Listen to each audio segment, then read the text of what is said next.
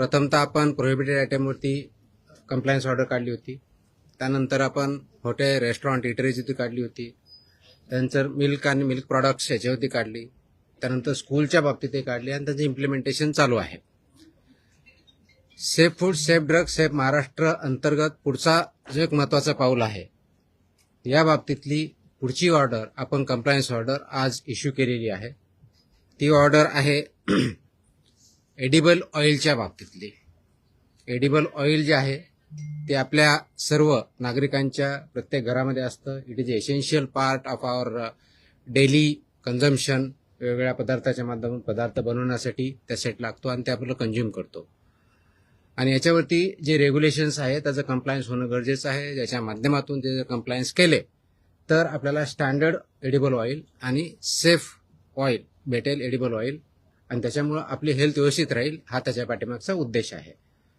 2011ला आपले फसाईचे जे act, rules आणि त्यानंतर वेगवेगळे रेग्युलेशन जे आले त्याचं कंप्लायन्स होणं, त्यानुसार लायसन्सेस असणं किंवा रजिस्ट्रेशन असणं, त्याच्यावर फूड प्रॉडक्ट्सच्या बाबतीत ज्या गाईडलाईन्स आहेत आणि रेग्युलेशन्स आहेत ते पाळणं आणि त्यानुसारच याचं प्रोडक्शन होणं आणि विक्री करणं हे अपेक्षित आहे.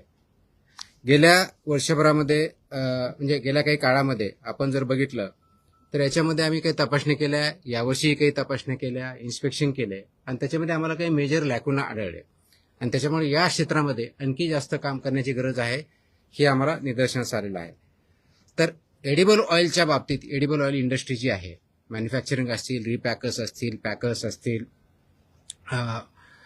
त्याच्यामध्ये लेबल किंवा ब्रँडवरती काम करणारे संस्था किंवा आस्थापना असतील, यांच्यावरती आपण बघितलं असेल तर महत्त्वाच्या एक 8-10 गोष्टी आमच्या निदर्शनास आलेल्या आहेत. 8-10 म्हणण्यापेक्षाही एक 12 प्रकारच्या गोष्टी आहेत ज्याच्यामध्ये त्रुटी खूप मोठ्या प्रमाणात सापडल्या. पहिली सर्वात महत्त्वाची जी गोष्ट आम्हाला सापडली ती अनरजिस्टर्ड किंवा अनलायसन्स्ड अशा अनेक इस्टॅब्लिशमेंट आहेत. ते व्यवसाय चालवतात, ते अपेक्षित नाही. प्रत्येकजण या क्षेत्रामध्ये व्यवसाय जो करतो किंवा या क्षेत्रात म्हणजे फूड बिझनेसमध्ये जो करतो तो फूड बिझनेस ऑपरेटर म्हणून काम करताना त्यांनी रजिस्टर करणं किंवा लायसन्स घेणं हे बंधनकारक आहे. तर विदाऊट लायसन्स आणि विदाऊट रजिस्ट्रेशन जे असतील त्यांच्यावरती कारवाई करणं अपेक्षित आहे. तर ती आम्हाला एक गोष्टी आढळली. दुसरी गोष्ट आहे की जे तेल आहे म्हणजे एडिबल ऑइल जे म्हणतो, जे डिक्लेअर्ड आहे त्याच्यामध्ये अघोषित तेल याचं अडल्टरेशन करणं, मिक्स करणं किंवा तेलाची भेसळ करणं असाही प्रकार खूप मोठ्या प्रमाणात आम्हाला आढळलेला आहे. आम्लमूल्य म्हणजे त्याला ऍसिडिक व्हॅल्यू असेल, औद्योगिक ट्रान्स फॅट्स जे आहेत त्याच्या मर्यादा ओलांडा, जेवढा अलाउड आहे, मॅन्डेट आहे, त्याच्या पलीकडे तुम्हाला वापरता येत नाही, त्या ट्रान्स फॅटच्या व्हॅल्यू जास्त असलेल्या ही आम्हाला आढळलेल्या आहेत.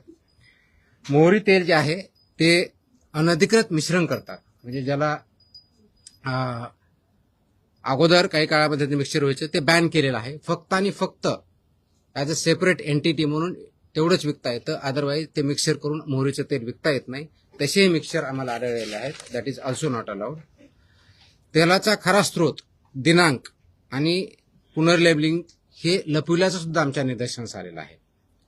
मुदत संपत असलेले तेल याचं पुनर्पॅकिंग करणं आणि ते परत रिफाईन आहे, चांगलं आहे आणि ते पुढच्या काळासाठी वैध आहे असेही प्रकार आम्हाला आढळले. आणि योग्य नसलेल्या, वेष्टनाचा वापर व्यवस्थित नसलेल्या अशा बाबी निदर्शनास आल्यामुळं ह्या ज्या गोष्टी सापडलेल्या आहेत ही दीज आर द व्हायोलेशन्स, मेजर व्हायोलेशन्स आहेत. हे मेजर व्हायोलेशन्स आमच्या निदर्शनास आलं पण त्याच्यावरती खूप स्ट्रिंजंट ऍक्शन घेणं अपेक्षित आहे. या बरोबरच आणखी काही गोष्टी ज्या आहेत की बहुस्रोत खाद्य वनस्पती तेलाच्या आगमनाशिवाय सुट्ट्या स्वरूपात विक्री केली जाते हेही निदर्शनास आलेलं आहे. वापरलेल्या, गंजलेल्या अथवा अनयोग्य नसलेल्या डब्यामध्ये, अनयोग्य नसलेल्या डब्यामध्ये खाद्यतेलाचं पुन्हा भरणा करून त्याची विक्री केली जाते, ते पण अलाउड नाही. अशाही गोष्टी निदर्शनास आलेल्या आहेत. जे फूड ग्रेड मटेरियल नाही, अन्न योग्य नसलेल्या वेष्टनाचा वापर व तळलेले आणि तेलयुक्त अन्न, वृत्तपदार्थ गुंडाळणे असाही प्रकार आढळलेला आहे. अन्न संपर्क सामग्री ज्याला म्हणतो की ज्याच्यामध्ये जे ऑइल आहे, ज्याच्यामध्ये तुम्ही स्टोअर करता किंवा पॅक करता, हे जे आहे हे प्राधिकृत नसलेल्या पुनर्चक्रित प्लास्टिकचा वापर सुद्धा आढळलेला आहे. आता हे थोडी टेक्निकल टर्म पाहिजे, आय विल एक्सप्लेन इट. आणि घातक म्हणजे ज्यावेळेस हे तेल ट्रान्सपोर्ट केलं जातं त्या अगोदर घातक खनिज तेल अथवा अखाद्य मालाच्या वाहतुकीसाठी वापरलेल्या टँकरमधून खाद्यतेलाची ट्रान्सपोर्ट केलेलं आहे, अशाही गोष्टी आमच्या निदर्शनास आलेल्या आहेत. या सगळ्या गोष्टी कशाही परिस्थितीत अनुज्ञेय नाहीत. 2011 पासून त्या बॅन आहेत आणि काही बाबतीत 2019 पासून, काही 2018ला काही पॅकेजिंगचे रेग्युलेशन आहेत, त्याच्यानंतरच्या काही पॅक आहेत. 2021 पासून काही गोष्टी त्याच्यामध्ये बॅन आहेत. हे असं असतानाही अनेक ठिकाणी आम्हाला ह्या गोष्टी आढळल्या आणि म्हणून त्याच्यावरती आणखी जास्त कशी कारवाई करता येईल या दृष्टीने आमचे काम चालू आहे. गेल्या वर्षभरामध्ये आम्ही म्हणजे 25-26च्या आर्थिक वर्षामध्ये आपण जर बघितलं तर ऑइलचे सॅम्पल आम्ही 1247 ऑइलचे सॅम्पल काढले होते, एडिबल ऑइलचे. त्यापैकी स्टँडर्ड 1142 आले, sub standard 77 out of 1247. Sub standard samples were found is 77 cases. 13 samples were found unsafe. So that's a quite big number, and misbranded were found 15. So त्यावेळेस आपण we had seized जो साठा आपण जप्त केला होता 3,20,781 किलो. आता काही किलोमध्ये आहे, काही लिटरमध्ये आहे, त्याचं permutation combination you can do at your level. आणि त्याची जी कॉस्ट आहे ती जवळजवळ 531 लक्ष हां 531 लक्ष 531 lakhs एवढी होती. ही गेल्या वर्षीची आकडेवारी आहेत. या सगळ्या बॅकग्राऊंडवरती आपण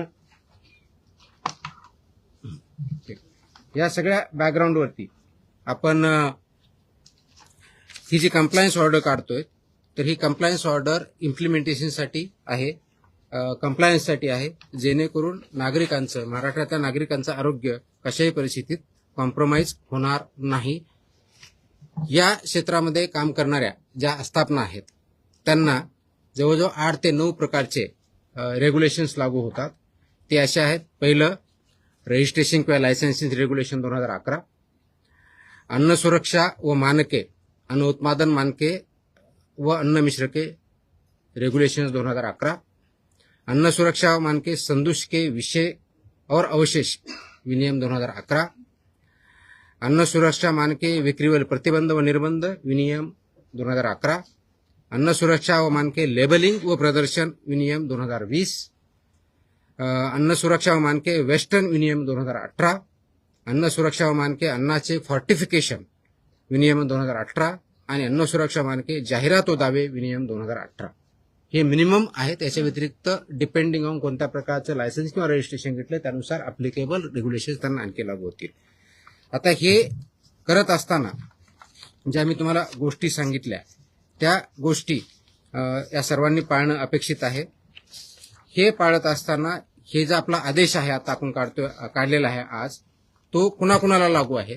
हु will be all covered in this? It is applicable to all establishments who are dealing in the edible oil industry. म्हणजेच कोण? तेल एक्सपेलर युनिट्स म्हणजे oil expeller units, solvent extraction unit, तेल शुद्धीकरण जे करतात ते सर्व, वनस्पती, इंटर स्टरिफाईड वनस्पती, मेद, बेकरी, शॉर्टनिंग, मार्गारीन व टेबल स्प्रेड यांचे उत्पादक, बहुस्त्रोत खाद्य वनस्पती तेलाचे ब्लेंडर्स, पुनर्पॅकिंग अँड पुनर्लेबलिंग इंडस्ट्री, आयातदार, घाऊक विक्रेते, वितरक, सुपरस्टॉकिस्ट व वाहतूकदार आणि किराणा दुकाने, सुपरमार्केट, डिपार्टमेंटल स्टोअर तसेच ई कॉमर्स आणि ऑनलाईन विक्रेते. दिस इज ॲप्लिकेबल टू ऑल. म्हणजेच तुमचं प्रोडक्शन पासून ते विक्रीपर्यंत सर्वजण याच्यामध्ये कव्हर होतात. याचबरोबर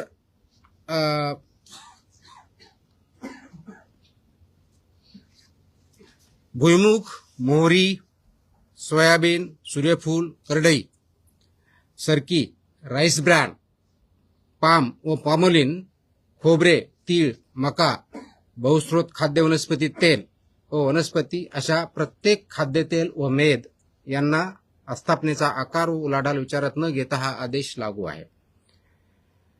महाराष्ट्रामध्ये आजच्या डेटला खाद्यतेल उत्पादक जे आहेत सेंट्रल लायसन्स आहे 212, महाराष्ट्राची म्हणजे स्टेट लायसन्स आहे 285, असे 497 मॅन्युफॅक्चरर्स आपल्या महाराष्ट्रामध्ये रजिस्टर्ड आहेत. प्रमुख निर्देश याच्यामधले जे मेजर बाबी आहेत, प्रथम जे आहे रजिस्ट्रेशन आणि लायसन्सेस मॅन्डेटरी आहे. शेड्यूल 4 पार्ट 2 याच्यानुसार प्रोडक्शन करणं हे मॅन्डेटरी आहे. आपण याच्यावर अगोदर काही चर्चा केलेली आहे. विक्रीचे स्वरूप जे आहे, खाद्यतेलाची विक्री केवळ आणि केवळ सीलबंद, छेडछाड स्पष्ट व पूर्ण लेबल असलेल्या वेष्टनातूनच करणं अपेक्षित आहे. म्हणजे याचा अर्थ सुट्टं तोल तुम्हाला विकता येत नाही.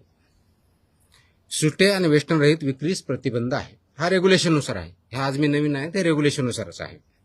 सुट्ट्या स्वरूपातील तेल रवाना करणारा उत्पादक, दिस इज ऑल्सो इम्पॉर्टंट, म्हणजे जो सुट्टं तेल ट्रान्सपोर्ट करतो, म्हणजे जो सेल करतो तो उत्पादक अथवा वितरक हा मूळ उल्लंघन करता असतो. He is basically basic offender. आणि त्याचबरोबर कलम 26 व 27 वरून त्याच्यावर जबाबदारी निश्चित करण्यात येते.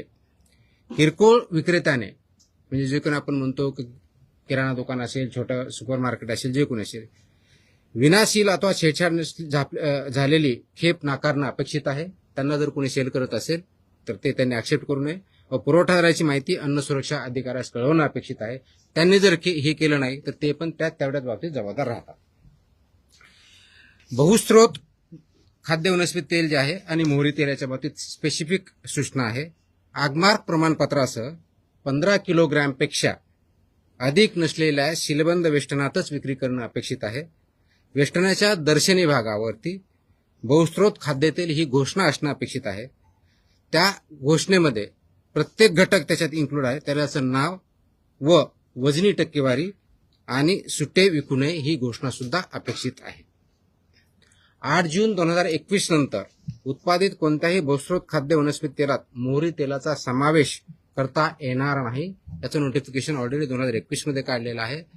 त्याच्यामुळे मोहरीचं तेल जर विकायचं असेल ते फक्त 100% तेल शुद्ध मोहरी सेपरेट एंटिटी म्हणूनच विकता येतं, ते मिक्सर करता येत नाही.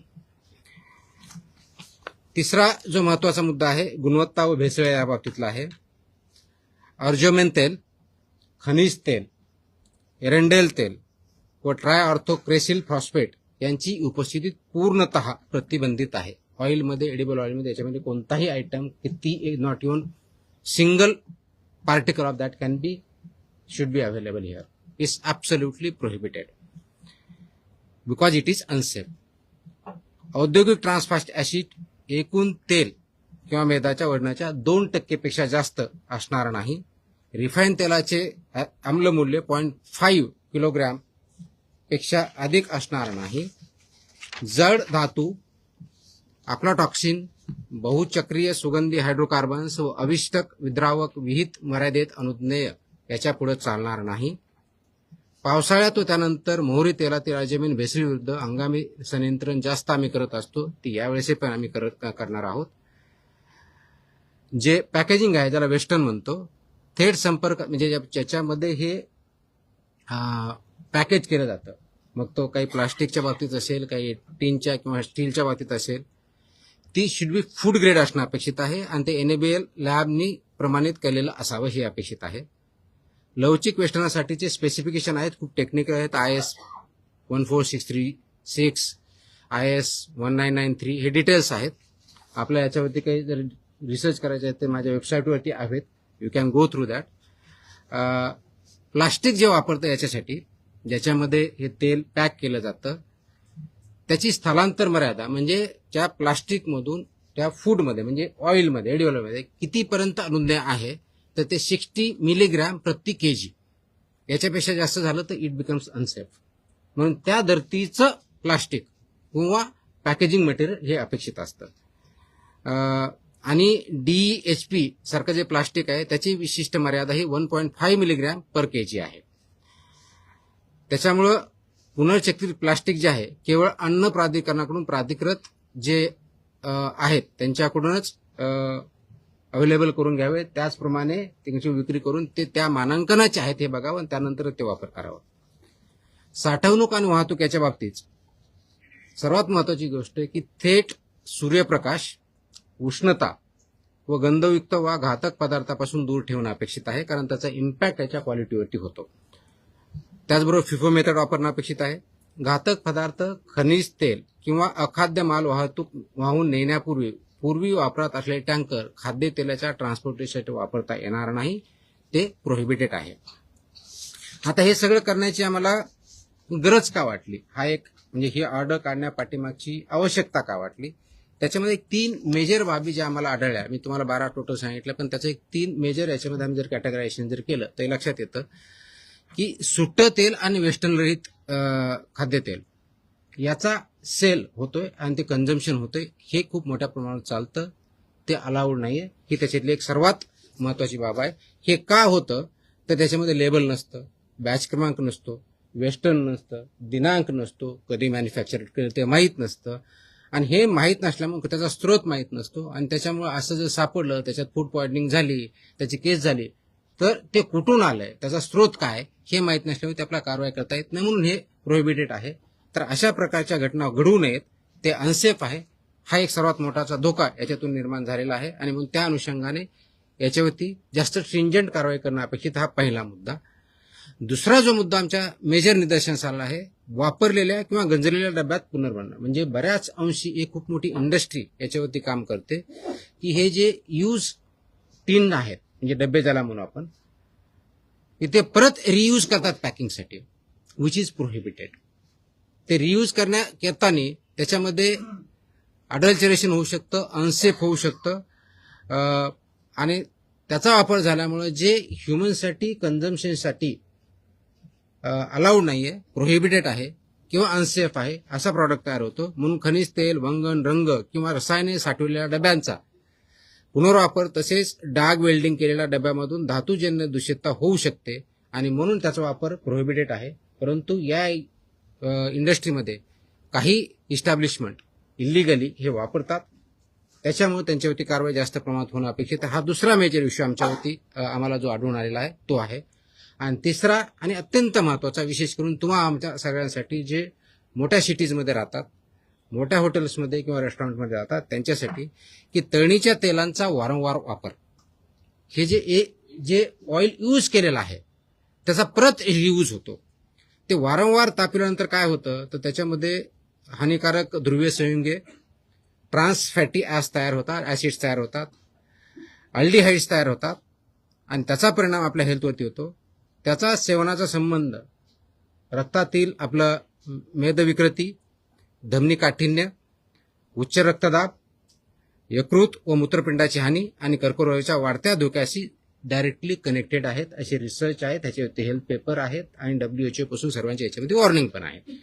तर हे अवॉइड करण्यासाठी याच्यामध्ये हे सांगितलेलं आहे की 25% अधिक नसलेलं, म्हणजेच तुमचा जो ध्रुवीय संयुगे ज्याला म्हणतो, त्याचं रिडिंग हे 25 जास्त असता कामा नये, आणि म्हणजे रियूजच्या बाबतीत, आणि जे फ्रेश एडिबल ऑइल असेल त्याचं 15 जास्त असता कामा नये.